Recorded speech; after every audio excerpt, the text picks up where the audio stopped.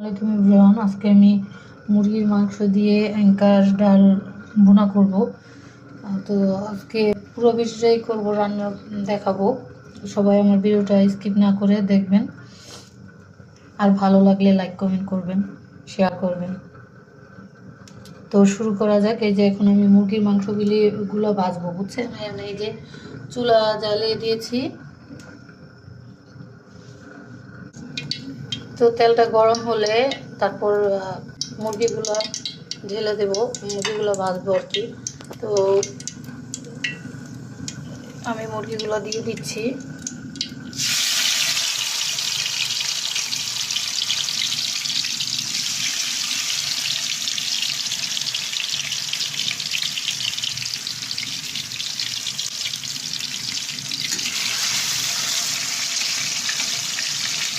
মুরগিগুলো হালকা ভাজা করব, তারপর নামিয়ে নেব।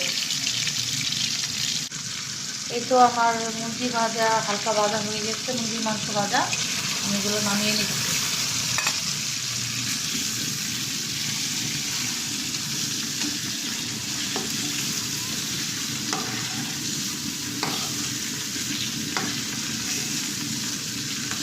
তারপর পেঁয়াজ কুচিগুলো দিয়ে দিচ্ছি।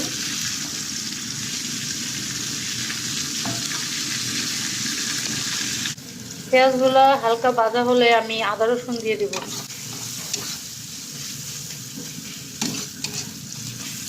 তারপর এখানে আমি লবণ দিয়ে দিচ্ছি পরিমাণ মতো।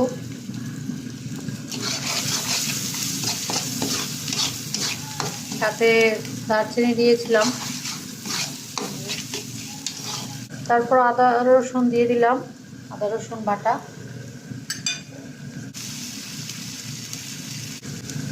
তারপর এখানে 1 চা চামচ হলুদ,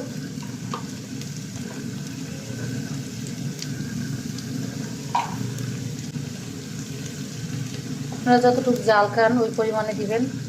1 চা চামচ মরিচ আমি একটু বেশিই দিলাম। তারপর জিরা ফাঁকি দিতে পারবেন, আমি জিরা ফাঁকিটা এখানে ইউজ করছি না। তারপর হজের ফাঁকি দিতে পারেন।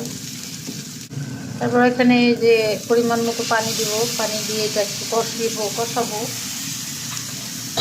কষিয়ে নেব।